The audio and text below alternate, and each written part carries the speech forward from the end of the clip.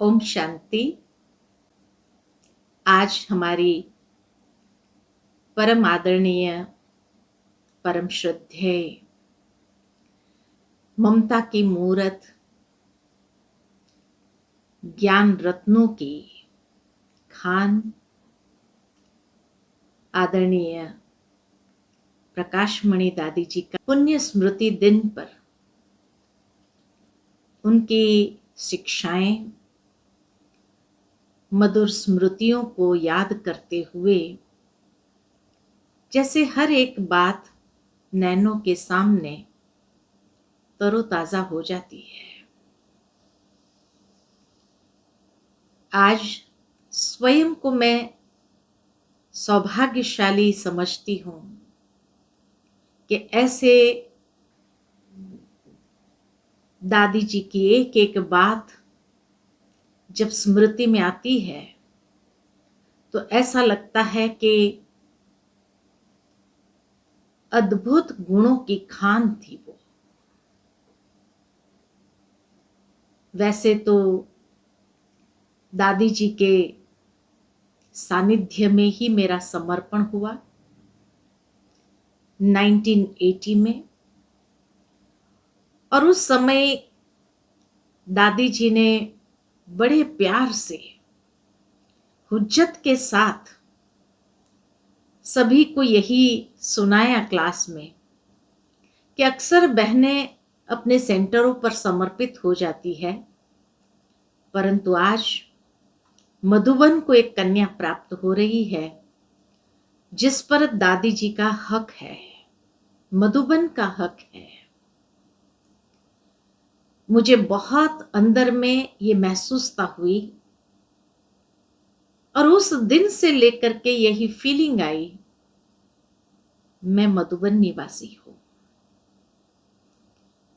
उसके बाद दादी जी ने विशेष मुझे बॉम्बे भेजा, लेकिन ये कहते हुए ही भेजा कि जब भी मधुबन की आवश्यकता होगी तो दादी तुझे जरूर बुला लेगी। मुझे हर समय ये फीलिंग रहती थी मैं मधुबन की हूं,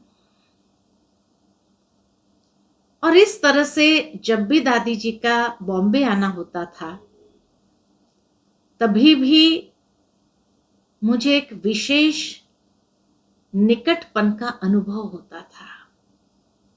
यही महसूस होता था दादी मेरी है, और बड़े प्यार से दादी मुझे गले लगा लेती थी, खूब सारा प्यार लुटाती थी।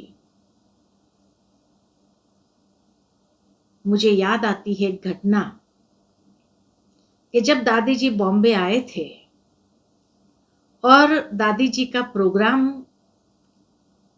सेंटर पर था, मुलुंद सेंटर के कोई नया सेंटर खुल रहा था, तो वहां पर दादी को जाना था ओपनिंग के लिए। दादी के साथ मोहिनी बहन तो हमेशा साथ रहती थी। तो उस समय जब वहां से भाई आए लेने के लिए, दादी जी को ले जाने के लिए, तो योगिनी बहन ने मुझे कहा कि ऐसा करो तुम दादी जी के साथ चली जाओ। उस समय कोई गाड़ियों का काफिला तो होता नहीं था, वो एक गाड़ी आई थी, क्योंकि सेंटरों पर भी गाड़ियों वाले भाई बहनें बहुत कम आते थे, तो इसीलिए वो एक गाड़ी आई थी जिसमें दादी जी, मोहिनी दीदी और मैं, ऐसे हम तीनों को जाना था। परंतु ऐसा हुआ कि जैसे ही हम वहां से निकले और करीबन 1 घंटा का रास्ता तय किया, 2 घंटे का टोटल जर्नी था, तो 1 घंटे का रास्ता तय करने के बाद उस भाई की गाड़ी खराब हो गई। अब उन दिनों में मोबाइल फोन तो थे नहीं,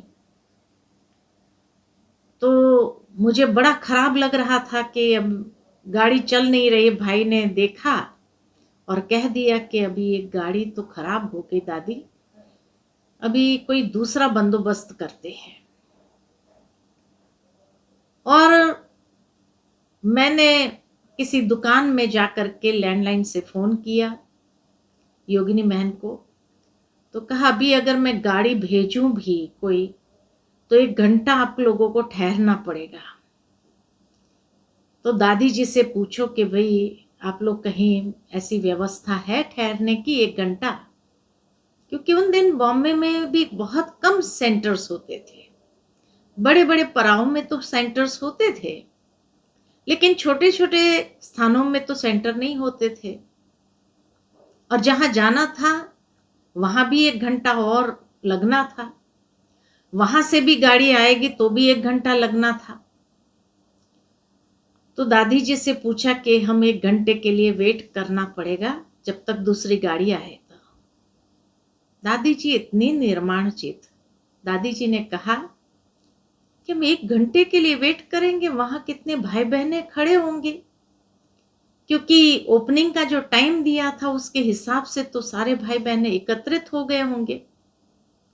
तो दादी जी ने कहा ऐसा करो, 1 घंटा वेट क्यों करें हम, गाड़ी आने तक एक रिक्शा बुलाओ, क्योंकि उस एरिया में टैक्सीज नहीं होती थी, उन दिनों में रिक्शा चलती थी। तो दादी जी ने कहा ये रिक्शा बुला लो, और हम 3 ही तो है, तो तीनों बैठ जाएंगे रिक्शा में और पहुंच जाएंगे। मुझे बड़ा खराब भी लग रहा था कि दादी जी को मैं रिक्शा में कैसे ले जाऊं, लेकिन कोई टैक्सी नजर नहीं आ रही थी, क्योंकि टैक्सी मेन बॉम्बे में चलती थी, पराओं में इस तरफ नहीं चलती थी, रिक्शा ज्यादा चलती थी। मोहिनी बहन के तरफ में देखने लगी। मोहिनी बहन ने कहा हाँ दादी ने कहा है ना, चलो एक रिक्शा कर लो, पहुंच तो जाए टाइम पर। हमने एक रिक्शा बुलाई और रिक्शा में हम तीनों बैठ गए, दादी, मैं और मोहिनी बहन, तीनों एक रिक्शा में बैठ करके जिस स्थान पर हमें जाना था वहां पर पहुंच गए। सभी लोग तो इंतजार कर रहे थे कि दादी अभी बाय रोड कार में आ रही है, लेकिन जब रिक्शा से उतर करके हम सभी को देखा, सभी आश्चर्यचकित हो गए थे। लेकिन उस समय मैंने दादी जी की यह निर्माणता देखी कि दादी जी को यह भी नहीं कि भाई दूसरी गाड़ी आने तक हम वेट करें, ये दादी जी को ज्यादा चिंता थी। इतने भाई बहनें इकट्ठे हो रहे हैं और हम कितना समय लेट पहुंचेंगे, 1 घंटा गाड़ी आने तक रुकेंगे और 1 घंटा जाने 2 घंटा हमें रुकना पड़ेगा, इतना टाइम वेस्ट क्यों करें, समय पर पहुंच जाना ही उचित रहेगा। और उसके लिए दादी रिक्शा में बैठ करके हमारे साथ चली। ये दादी जी की निर्माणता हमने उस वक्त अनुभव किया। तो इसलिए कहा कि दादी जी को कभी भी ये फीलिंग नहीं थी कि मैं एडमिनिस्ट्रेटिव हेड हूं, ये अहंकार दादी जी के अंदर कभी नहीं देखा। दादी का जो स्लोगन था, निर्माण, निर्माण और निर्मल वाणी, ये प्रैक्टिकल दादी जी की अपनी धारणा थी। वो चीज ने मुझे इतना प्रभावित किया था, और उस दिन से लेकर के इस चीज को मैंने भी अपने जीवन के अंदर, कि अगर दादी जी इस तरह से आ जा सकती है और कर सकती है और कार्यक्रम को महत्व देती है कि बाबा के इतने बच्चे बैठे होंगे, कोई धूप में बैठा होगा, कोई कहाँ बैठा होगा, इससे तो समय पर पहुंच जाना ही उचित रहेगा। उसके बाद जब मैं हैदराबाद गई, जहां ब्रह्मा कुमारीज के द्वारा पहला मैनेजमेंट सेंटर खुला था, तो उस मैनेजमेंट सेंटर के ओपनिंग पर परम आदरणीय दादी जी पहुंचे थे। और जब उसका ओपनिंग किया तो उस समय ओपनिंग करने के बाद दादी जी ने मुझे बिठाया और कहा कि देखो ये कंपनी वाले लोग हैं और इनके अपने नजरिया होते हैं, तुम अपने जीवन को ऐसा आदर्श बनाना, क्योंकि तुम्हें बाबा का नाम वाला करना है। और इसीलिए अपने जो नियम सिद्धांत है उसको भी कायम रखते हुए उनकी जो भी बातें हो या उनके जो भी तरीके हो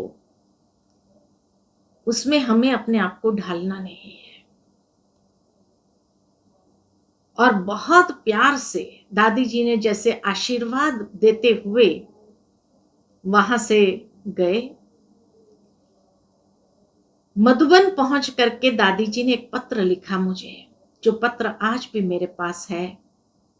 और दादी जी ने यही कहा कि देखो, ये जो बाबा का मैनेजमेंट सेंटर खुला है, ये मत समझना कि बॉम्बे से खुला है, ये मधुबन से खुला है। और मधुबन ने तुमको यहां बिठाया है, बाबा ने तुमको बिठाया है यहां पर। और इसीलिए तुम्हें कभी भी कोई भी चीज की आवश्यकता हो या कोई भी बात ऐसे करनी हो तो तुमने संकोच होकर के दादी के पास आ सकती हो, दादी से बात कर सकती हो। मना कभी भी हमें ये फीलिंग नहीं होने दिया कि हमको कहीं अकेले में दादी ने छोड़ दिया और हम कैसे करेंगे, क्या करेंगे।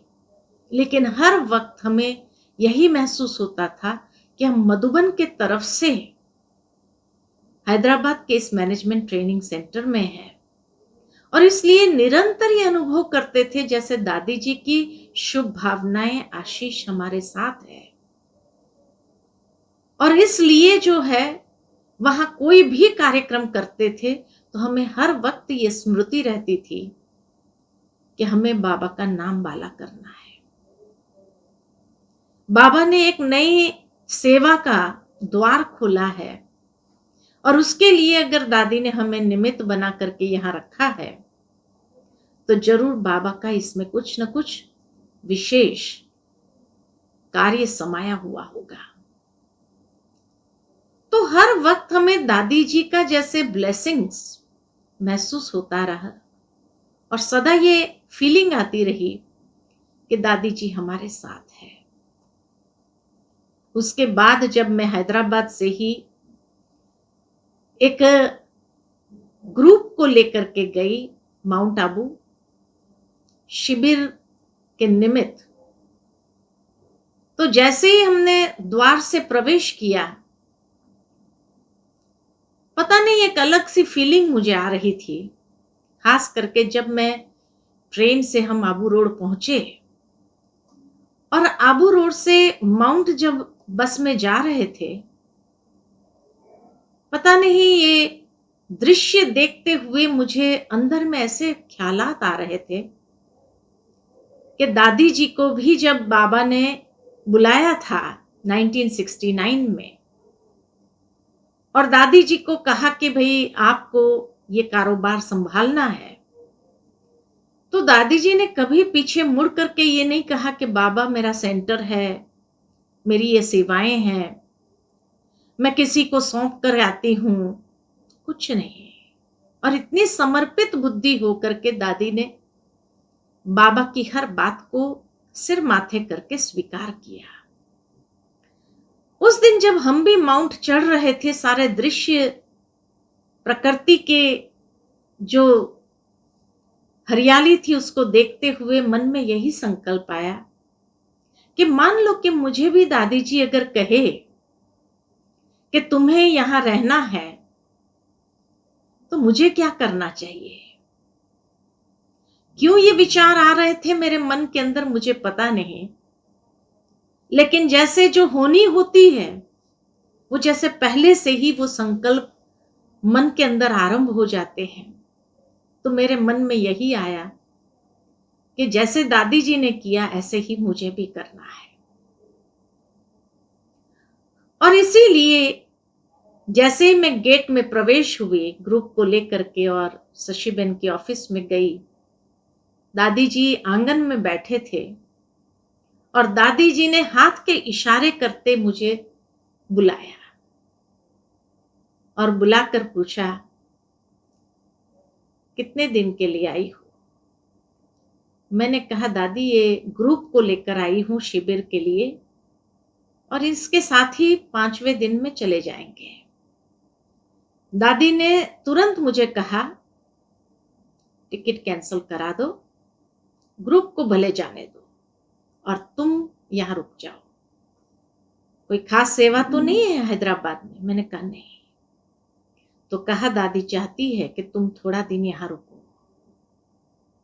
रास्ते में मुझे जो संकल्प आ रहे थे और मैं सोचने लगी कि ऐसे कैसे हो सकता है कि जो मैं सोच रही थी और दादी ने वही बात कही।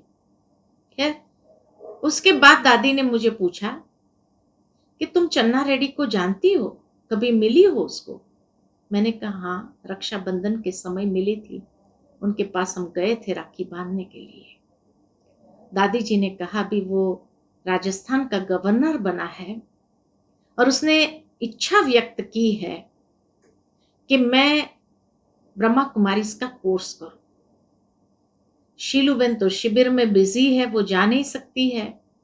शशिबेन भी शिविर में बिजी है, वो भी जा नहीं सकती है। तो मैं सोच रही थी कि इसको बुलाऊं। अच्छा हुआ तुम आ गई और तुम मिली भी हो उसको, तो उसको कोर्स कराएगी? मैंने कहा जी दादी, क्या रोज राजभवन जाना पड़ेगा?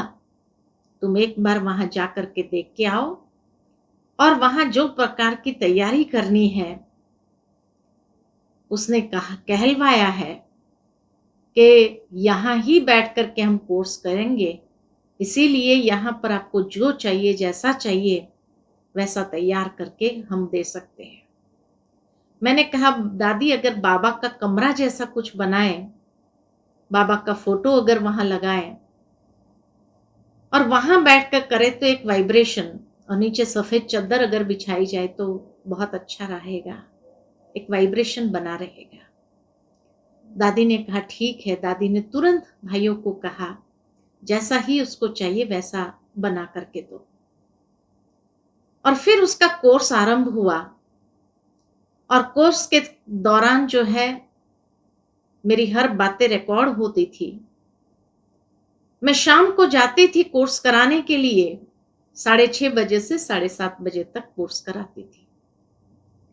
जैसे ही वहां से कोर्स करा के आती थी कि दादी जी बाहर ही बैठी होती थी आंगन में। कितना कोई कहे कि दादी आप भोजन कर लो पहले, दादी कहती नहीं उषा भी आई नहीं है। दादी जी को यही रहता था कि छोटी है, वहां पता नहीं उसने क्या क्या प्रश्न पूछा होगा इतना बड़ा, और मालूम था कि डॉक्टर चन्ना रेड्डी बहुत बुद्धिमान है, होशियार है, और किस लिए उसने ये बात कही थी कि मुझे कोर्स करना है। तो इसीलिए दादी जी इंतजार करती थी। आते जैसे ही मैं आती थी तो पूछती थी अच्छा कुछ बातचीत हुई, उसने कुछ पूछा? 7 दिन तक तो कुछ नहीं पूछा था उसने, लेकिन जैसे ही 7 दिन का कोर्स पूरा हुआ, 8वें दिन उसने कहा कि अब कोर्स पूरा हो गया, अब मुझे कुछ सवाल पूछने हैं। और उस दिन सवाल जवाब करते करते करीबन 2 घंटे हो गए। 7:30 के बदले 8:30 पौने 9 हो गए। 9 बजे तक दादी जी ने भोजन नहीं किया। क्यों नहीं आई? कितने लोगों को भेजा, लेकिन एडीसी मना करता था, अभी डिस्कशन चल रहा है, अंदर कोई जा नहीं सकते हैं, और इसीलिए वो लोग वापस आ जाते थे। दादी जी को लगा कि भाई 2 घंटे हो गए, क्यों नहीं आई अभी तक? एक चिंता होने लगी दादी जी को। जैसे ही 9 बजे में आई, दादी जी ने कहा अच्छा इधर आओ, चल हमारे साथ ही भोजन करो, तुमने भी भोजन नहीं किया है। अपने साथ भोजन कराया और भोजन करा के जो है पूछती रही क्या बोला। मैंने कहा दादी आज बहुत सारे सवाल जवाब हुए। अच्छा क्या पूछा? एक एक सवाल पूछ। अच्छा इसका जवाब तुमने क्या दिया? मैं बताती थी ये जवाब दिया। दादी कहती शाबाश, बहुत अच्छा जवाब दिया। फिर मैंने कहा दादी जी उसने कुछ सवाल ऐसे पूछे जिसका जवाब मुझे पता नहीं था। कौन से सवाल थे? अच्छा फिर तुमने क्या कहा इसके बारे में?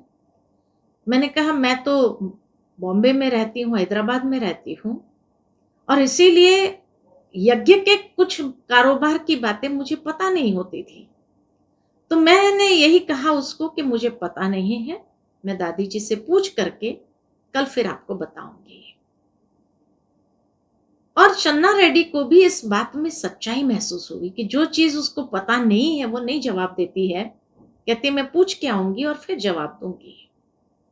जब ये बात दादी जी को सुनाई तो दादी जी इतनी प्रसन्न होकर कहा बहुत अच्छा तुमने जवाब दिया। और फिर जैसे मुझे एक एक सवाल का क्या जवाब देना है दूसरे दिन वो भी बताया और बता करके फिर जैसे तैयार करके भेजा कि अब आज इन बातों का जवाब देना, कहना हमारी दादी जी ने ये बात सुनाई है, या कहना कि आप आओ पांडव भवन में और पांडव भवन में दादी जी आपको इन सभी बातों का जवाब दे देंगे। सचमुच में जैसे ही मैंने ये बात कही उसको, कहा ठीक है मैं कल शाम को आता हूं पांडव भवन में और दादी जी से स्पेशल मुलाकात करूंगा। बहुत अच्छा लगा और दादी जी से जब मिले, दादी जी ने जो उनके प्रश्न थे उनका जवाब दिया, तो दादी जी को हर एक बात का जवाब देते हुए, दादी जी की तो सरलता ऐसी होती थी, निर्माणता ऐसी होती थी, दादी जी के विचारों की स्वच्छता ऐसी होती थी जो कोई भी आत्मा प्रभावित हुए बिना रह नहीं सकते। और इसलिए वो इतना प्रभावित होकर के इतने सरलता से दादी जी की हर बात को सुन करके स्वीकार करते रहे और हर बात को एक्सेप्ट किया। इसी से ही मेरे जीवन में एक नया मोड़ आया कि जब चन्ना रेड्डी निमित्त बने ज्ञान सरोवर के प्रोजेक्ट को पास करने के लिए, क्योंकि गवर्नमेंट के हिसाब से माउंट आबू की लैंड नॉन कन्वर्टेबल थी, जहां पर कोई भी प्रकार का कंस्ट्रक्शन नहीं होता था, लेकिन उसने विशेष मदद करके उसको कन्वर्ट कर दिया और बिल्डिंगें बनने लगी। ज्ञान सरोवर का कारोबार बहुत शीघ्रता से हुआ और उसके बाद जैसे ही उसने दादी जी से कहा कि मैं जयपुर में भी ऐसी एक सेवा कराना चाहता हूं जहां सारे मिनिस्टर्स और आईएएस ऑफिसर्स को बुलाऊंगा। सचमुच में इतना सुंदर कार्यक्रम जयपुर में ऑर्गेनाइज किया उन्होंने, बड़ी दादी जी को इतना सम्मान दे करके वहां बुलाया, हम भी साथ में गए थे दादी जी के, और इतने क्रीम लोगों को इनवाइट किया था सारे जयपुर के, और उनके बीच में जो प्रोग्राम रखा देख देख करके जैसे दिल गदगद हो रहा था कि बाबा कैसी ही सेवा करा रहा है।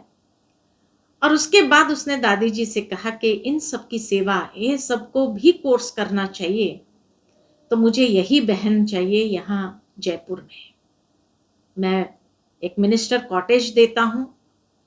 दादी जी ने उस समय मुझे देखकर कहा अभी तुम बॉम्बे को, हैदराबाद को टाटा बाय बाय करो और अब अपना सारा सामान लेकर। मैंने कहा दादी जी योगिनी मैम से बात करनी होगी, तो दादी जी ने कहा कि योगिनी मैम से मैं बात कर लूंगी, परंतु अब तुम जयपुर जाओ। जब तक वो मिनिस्टर कॉटेज को अपने हिसाब से बना रहा था, मेडिटेशन रूम, हॉल, ये सब के हिसाब से उसने सारा कंस्ट्रक्ट करवाया, रिनोवेट कराया एक मिनिस्टर कॉटेज को, लेकिन तब तक उनकी ट्रांसफर हो गई तमिलनाडु के अंदर। और तब फिर दादी जी ने कहा अब तीसरा सेंटर खोलने की आवश्यकता नहीं, क्योंकि उन लोगों ने वापस मिनिस्टर कॉटेज तो ले लिया। तो दादी जी ने कहा भी ज्ञान सरोवर बन रहा है।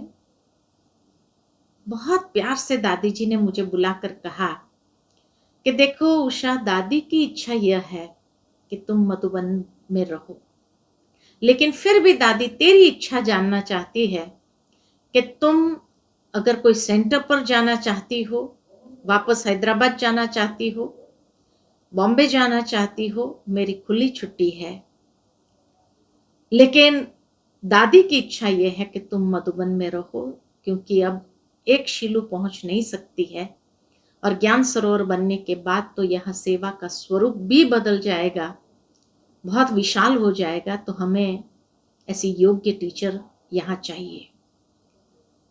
मेरे मन में आया कि दादी जी एडमिनिस्ट्रेटिव हेड है, वो चाहे तो हमें ऑर्डर कर सकती थी कि अब तुम यहाँ रहो, तेरे को कहीं जाना नहीं है। लेकिन फिर भी दादी इतना निर्माण होकर के मुझे पूछे, तेरी क्या इच्छा है, सेंटर पर रहना है या मधुबन निवासी बनना है? मैंने कहा, दादी आपकी इच्छा बाबा की इच्छा है, और इसीलिए मुझे कोई आपत्ति नहीं है मधुबन निवासी बनने में। सचमुच दादी जी ने जैसे ही ये बात सुनी तो इतना प्यार से मुझे गले लगा करके इतना प्यार दिया, और दादी जी ने कहा कि तेरे को हमने ही भेजा था बॉम्बे, तुम तो है ही मधुबन की, और इसीलिए दादी जी भी यही चाहना रखती है कि तुम मधुबन में रहो। लेकिन हाँ, मधुबन में रहने के लिए एक बेहद का घर है, बेहद की भावनाओं के साथ यहाँ रहना होगा। सेंटर छोटा सा स्थान है, वहां जो बातें आती है और यहाँ जो बातें आएंगी, उसके लिए दादी तेरे को पहले ही सतर्क करती है। ये भाइयों का घर है, बहुत सी बातें आ सकती है, लेकिन कोई भी बात हो तुम आकर के मुझे सुना सकती हो। और सचमुच कदम कदम पर जैसे दादी जी ने अपना वरद हस्त रखा, हर समय मुझे आगे बढ़ाने का, जैसे दादी जी ने अपनी जिम्मेवारी समझी, चाहे वो मैनेजमेंट ट्रेनिंग हो, चाहे वो शिविर का कार्यक्रम हो, चाहे कोई भी सेवा हो, दादी जी जैसे उस सेवा के लिए हमेशा हुज्जत से बुलाती थी, कहती थी, देती थी कि नहीं तुम्हें ये करना है, तुम्हें यहाँ जाना है, ये सेवा करनी है।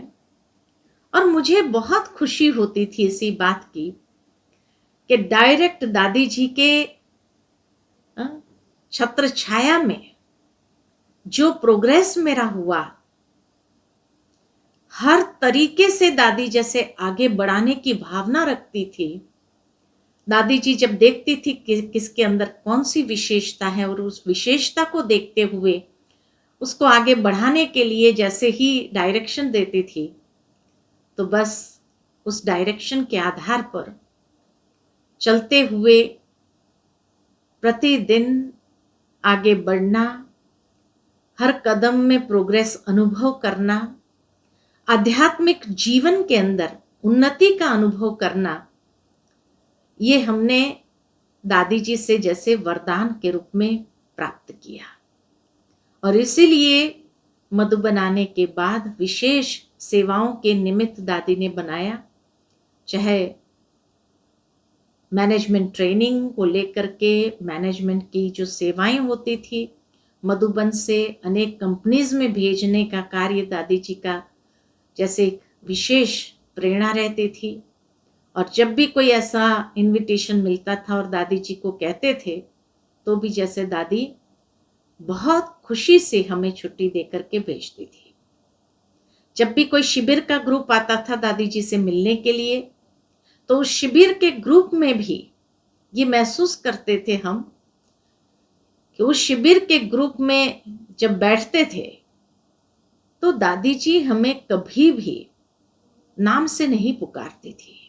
चाहे मैं हूं, शीलूबेन थी, लेकिन उन शिविर वालों के सामने दादी इतना रिस्पेक्ट और रिगार्ड देती थी, उषा बहन, शीलू बहन कह करके ही जैसे हम हमसे बात करती थी शिविर वालों के सामने। एक दिन मैंने ऐसे ही जस्ट दादी को कहा कि दादी आप हमको उषा बहन क्यों कहती हो उन लोगों के सामने, आप तो इतने बड़े हो, आप नाम से भी बुला सकते हो। दादी ने कहा नहीं, जो कर्म मैं करूंगी मुझे देख सब करेंगे, और इसीलिए तुम लोगों के प्रति इनकी भावनाएं होती है, उनका रिगार्ड होता है। तो उस रिगार्ड को बनाए रखने के लिए हमें भी वैसे ही कहना होता है। कहने का भावार्थ कि दादी जी हमेशा इस बात का भी ध्यान रखती थी कि जो शिविर वालों को आपने शिविर कराई, उनका आपके अंदर कितना भाव है। हम खाली नाम लेकर के करेंगे तो उस भाव को कहीं ना कहीं तोड़ने का काम करते हैं। इसीलिए दादी उनके सामने हमें इतना ही रिस्पेक्ट रिगार्ड देती थी और उससे उनके अंदर भी इतना रिस्पेक्ट रिगार्ड कि इतनी बड़ी संस्था की हेड वो आप लोगों को भी, ये शिविर वालों ने हमें कहा भी इस बात को कि इतनी बड़ी संस्था की हेड और वो आप लोगों को, उषा बहन, शीलू बहन, इतना रिस्पेक्ट रिगार्ड देते हैं, ऐसा हमने कभी किसी संस्था में नहीं देखा। तो इसीलिए आप लोग जो कहते हो उसकी प्रैक्टिकल जीवन में धारणा है, ये हमने यहां पर देखा और कहीं नहीं देखा कि जहां आपकी हेड इतनी निर्माण हो तो नेचुरल है कि वो धारणाएं आप लोगों के जीवन में भी हमें देखने को मिलती है। बातें तो अनेक है, एक एक बात के लिए भी आज दादी जी की याद आती है। अनेक ऐसी घटनाएं हैं जिसका स्मरण करते हुए ऐसा महसूस होता है कि सचमुच बाबा ने इसीलिए शायद आगे के एडवांस पार्टी के कार्य में भी विशेष तेजी लाने के लिए दादी जी को ही चुना और अपने साथ ले लिया। लेकिन आज अगर दादी जी प्रैक्टिकल में यहाँ होते थे तो नेचुरल है कि इस संस्था को और भी ऊंचाइयों पर जो पहुंचाया है और भी प्रत्यक्षता के लिए दादी जी जरूर निमित्त बन जाती थी।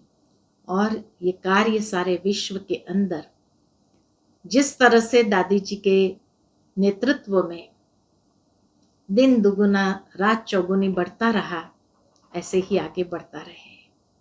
अच्छा, ओम शांति।